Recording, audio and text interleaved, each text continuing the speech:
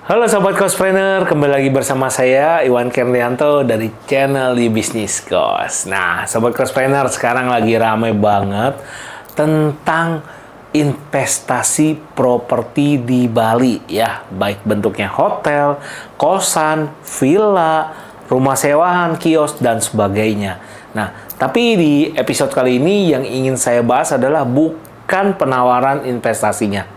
Ya, saya tidak pernah menawarkan investasi, tapi yang ingin saya sharing di sini adalah tentang masalah legalitasnya. Ada beberapa orang yang mengambil konsultasi private ke saya, menanyakan dan membahas tentang hal ini. Jadi, menurut saya topik ini cukup bagus dan saya harus sharing ini ke Sobat Cospreneur supaya jangan menjadi korban berikutnya ya. Nah, yang ingin saya bahas adalah tentang legalitas properti di Bali, yaitu adalah tentang hak sewa dan hak milik ya. Jadi ini ada dua perbedaan nih ya. Ada hak sewa, ada hak milik. Nah, jadi jangan sampai ketipu nih, jangan sampai kegocek ya. Karena banyak banget properti-properti yang ada di Bali sebenarnya itu bukan hak milik.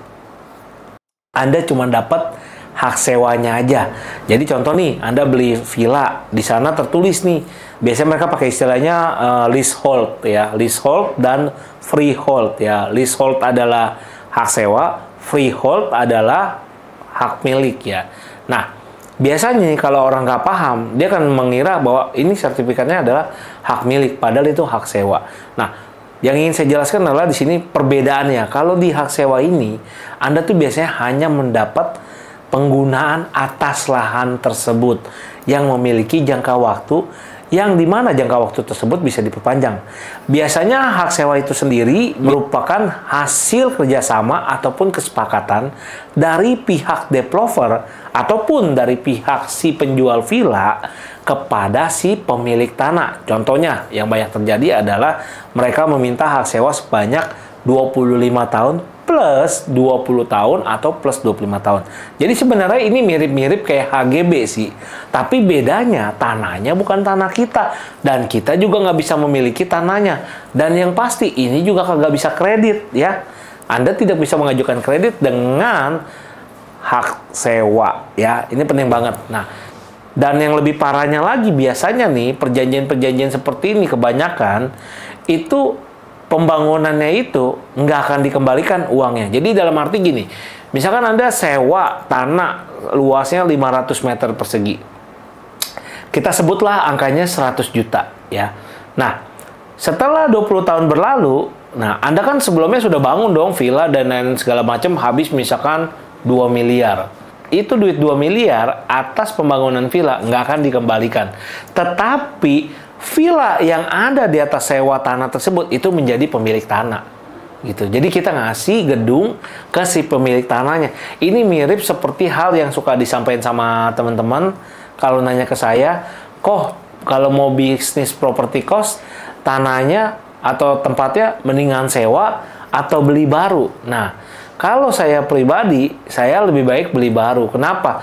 Karena saya sudah capek-capek bangun, desain, dan lain-lain. Setelah masa sewanya habis, dan saya nggak diperpanjang sama dia, saya harus kasih tempat itu ke dia. Nah, ada juga sih memang beberapa opsi yang biasanya ditulis di perjanjian awal, di mana biasanya kalau dia udah selesai sewa, dia boleh bongkar lagi tempat tersebut. Nah, permasalahannya adalah kalau bangunannya permanen, itu akan menghabiskan biaya lagi untuk ongkos bongkar pasangnya kita. Kalau kita pakainya cuma rangka baja yang tinggal dibuka baut sama slop sih, ya nggak terlalu masalah. Tapi kalau udah pengecoran dan lain-lain, Anda mau bongkar, ongkos bongkarnya malah lebih jauh, mahal dibandingkan kita bikin yang barunya. Nah, kedua berikutnya adalah freehold tadi, yaitu hak milik. Nah, kalau ini beda. Ini Anda memegang sertifikat yang sertifikatnya menjadi ataupun atas nama Anda. Ya, jadi tanahnya itu jadi punya Anda. Anda nggak usah bayar uang sewa lagi atas tanah tersebut kepada si pemilik tanah karena Anda membeli tanahnya dia, gitu ya. Nah, ini ada perbedaan nih. Jangan sampai Anda tergecoh, akhirnya Anda nggak baca dan nggak paham. Terus tahu setelah 20 tahun atau 25 tahun Anda diusir. Hak milik ini juga ada syarat dan ketentuannya. Salah satunya adalah Anda yang memiliki ini hanya bisa untuk WNI, warga negara Indonesia, atau perusahaan yang memang dia memiliki izin ataupun berkualifikasi ya. Jadi kalau enggak ya nggak bisa atas nama PT jadi hak milik. Biasanya atas PT itu cuma dikasih HGB doang, hak guna bangunan. Nah, jadi pastiin teman-teman yang mau investasi properti ataupun membeli villa di Bali, pastikan Anda membeli hak milik untuk sertifikatnya, bukan hak sewa. Oke? Semoga bermanfaat. Saya Iwan Kendrianto dari channel Business Cost, penghasilan aman, pensiun nyaman. See you. Invest your money, not your time. Your business cost. Your business cost. Invest your money, not your time.